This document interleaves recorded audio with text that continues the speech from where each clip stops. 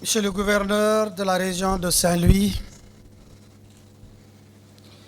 Monsieur le vice-amiral d'escadre, chef d'état-major général des armées, Monsieur le général de division, inspecteur général des forces armées, Messieurs les officiers généraux,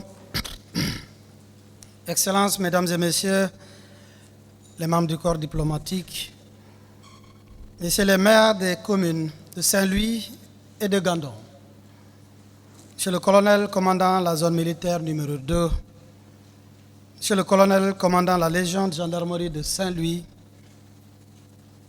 Messieurs les attachés de défense, Monsieur le colonel commandant le Britannique militaire de Saint-Louis, Monsieur l'inspecteur d'académie de Saint-Louis, Monsieur le directeur des études du Britannique militaire de Saint-Louis, Mesdames, Messieurs les officiers et sous-officiers et militaires du rang, Mesdames et Messieurs les membres du corps professoral, chers anciens enfants de troupe, chers parents d'enfants de troupe, chers enfants de troupe, Mesdames et Messieurs, honorables invités. C'est avec une grande fierté que je préside ici à Saint-Louis, ce matin, la cérémonie solennelle de distinction des prix du Britannique militaire.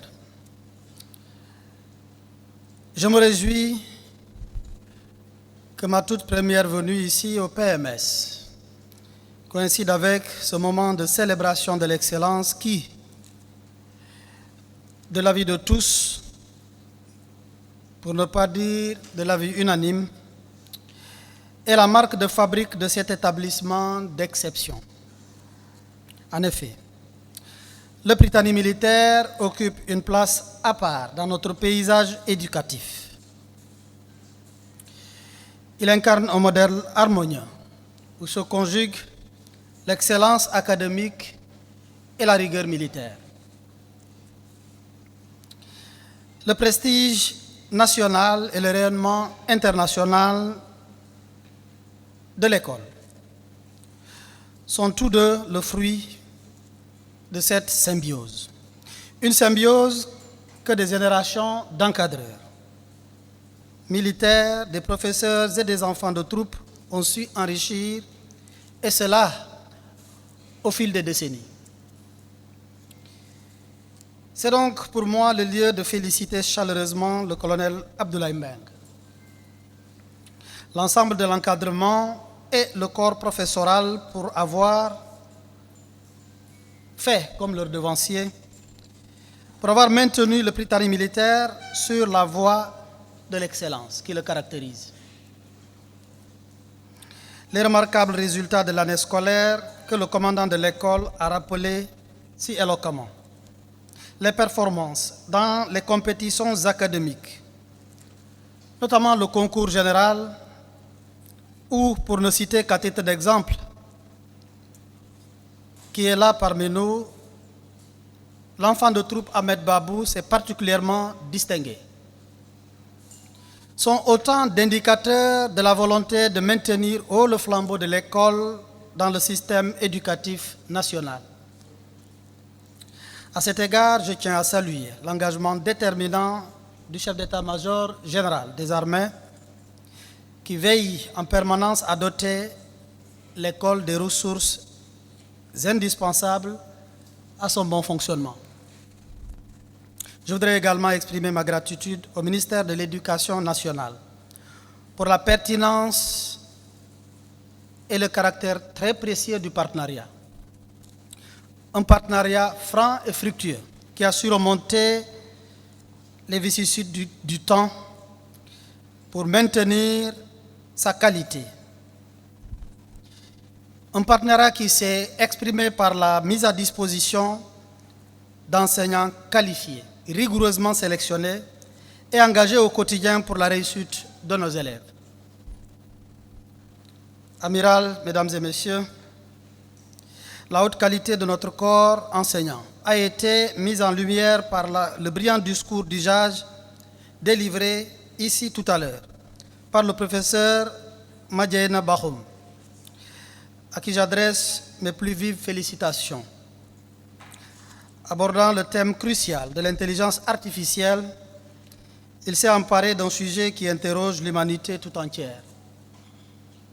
Dans son discours, le professeur Bahoum nous rappelle avec sagesse que le numérique n'est pas seulement une révolution technologique, il est aussi une révolution de notre rapport avec le savoir, de notre rapport avec le temps, mais de notre rapport également avec notre effort au travail.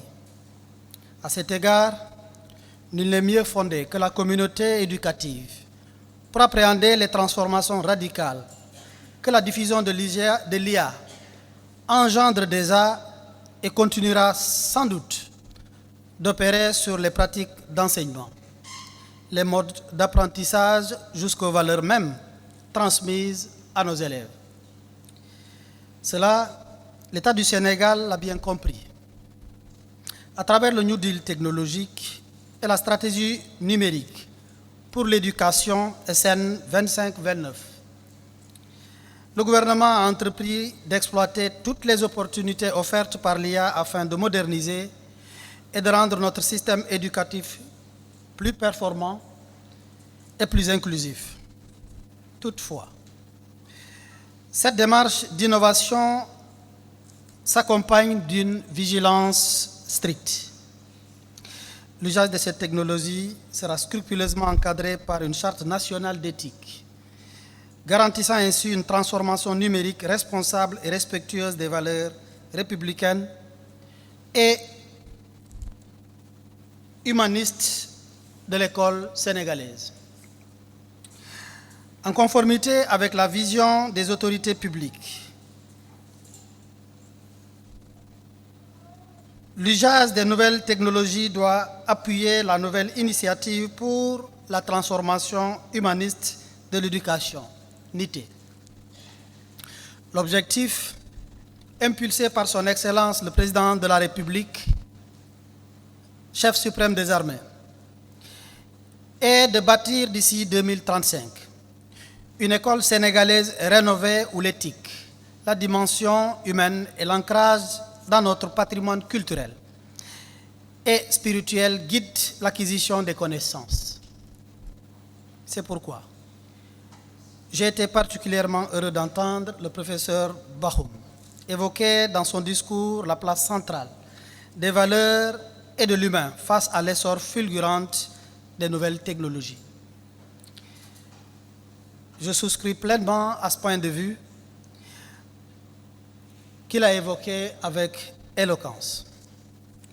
Aussi puissante et innovante que soit-elle, aucune technologie ne saurait se substituer à l'enseignement, à la relation pédagogique à travers laquelle les apprentissages sont mieux assimilés. Quant à l'excellence académique, elle repose sur un socle éthique et humain que l'IA, à mon avis, ne saurait ébranler. Si les technologies évoluent à une vitesse inédite, les principes qui fondent l'excellence, eux, demeurent.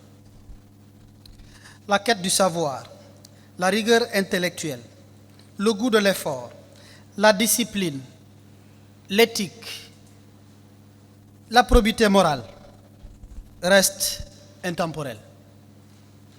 Dans un établissement comme le Prytanée militaire, dont la vocation n'est pas seulement de former de brillants élèves, mais également des hommes appelés à servir demain.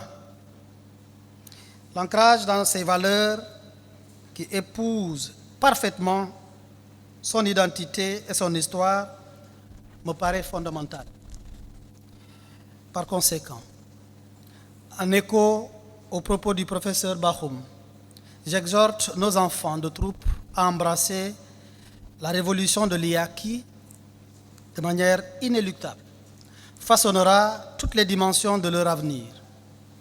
Mais c'est en cultivant et en gardant intact leur esprit critique qu'ils en maîtriseront l'usage et préserveront l'ensemble de leur humanité.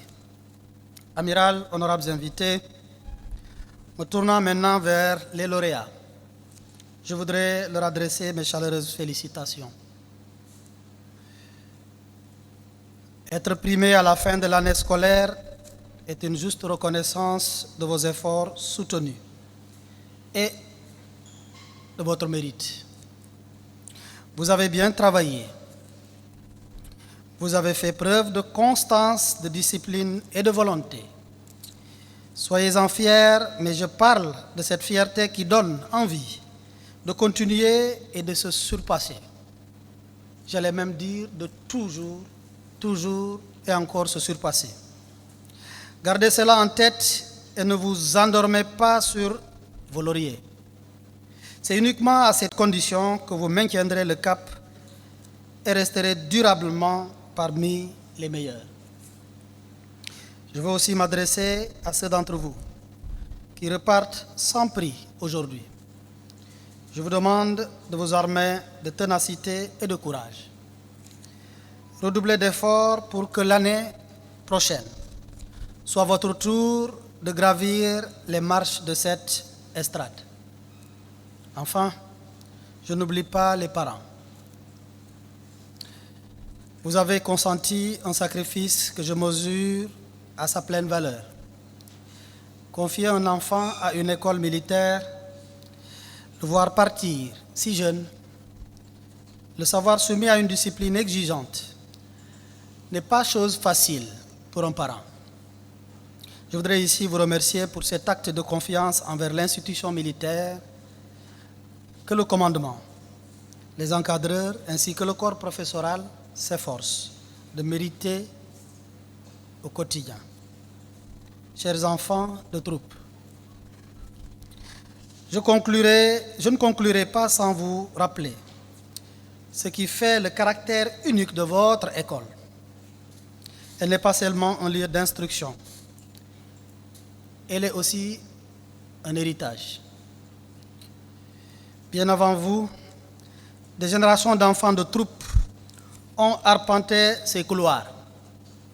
Ce n'est pas le Premier ministre Al-Amin Lo qui me dira le contraire. Ce n'est pas le ministre de l'Intérieur, Mokhtar Cissé, qui dira non plus le contraire. Parce qu'enfant de troupe un jour, enfant de troupe pour toujours. Ces salles de cours, ces terrains en diront plus éloquemment que moi. Certains ont servi avec distinction dans les forces armées, d'autres dans l'administration, dans le secteur privé, partout où leur pays avait besoin d'eux. Tous ont été profondément marqués par leur passage au Britannique militaire et ont emporté avec eux ce qu'ils ont appris ici: la discipline, le goût de l'effort, la solidarité, au point que certains vous accusent avec beaucoup d'affection que vous êtes, permettez-moi le terme, une secte. Mais cela est un révélateur du caractère ancré en vous, de ce qui vous a été enseigné ici, que je résume encore une fois par la discipline, le goût de l'effort, la solidarité et surtout la fraternité qui transcende le temps, les générations et même les frontières. Vous êtes les héritiers, vous en êtes les héritiers. Et il est de votre responsabilité d'être fidèle à votre école, à ses valeurs et à son héritage que je venais de préciser tout à l'heure. Mesdames et messieurs, il ne me reste plus qu'à souhaiter à tous et à toutes de bonnes vacances scolaires bien méritées. Pour ceux qui quittent définitivement le Britannique militaire après le baccalauréat et intégrant dès demain la grande famille des anciens enfants de troupe, encore une fois, enfant de troupe un jour, enfant de troupe pour toujours. J'adresse mes vœux à ceux-là les plus ardents de succès dans le parcours exigeant, mais prometteur, qui s'ouvre désormais à eux. Pour le reste, je prie le Tout-Puissant qu'il nous accorde la grâce et le privilège de nous retrouver l'année prochaine dans ce prestigieux temple du savoir pour célébrer à nouveau l'excellence et la rigueur. Je vous remercie de votre attention. On nous tue, on ne nous déshonore pas.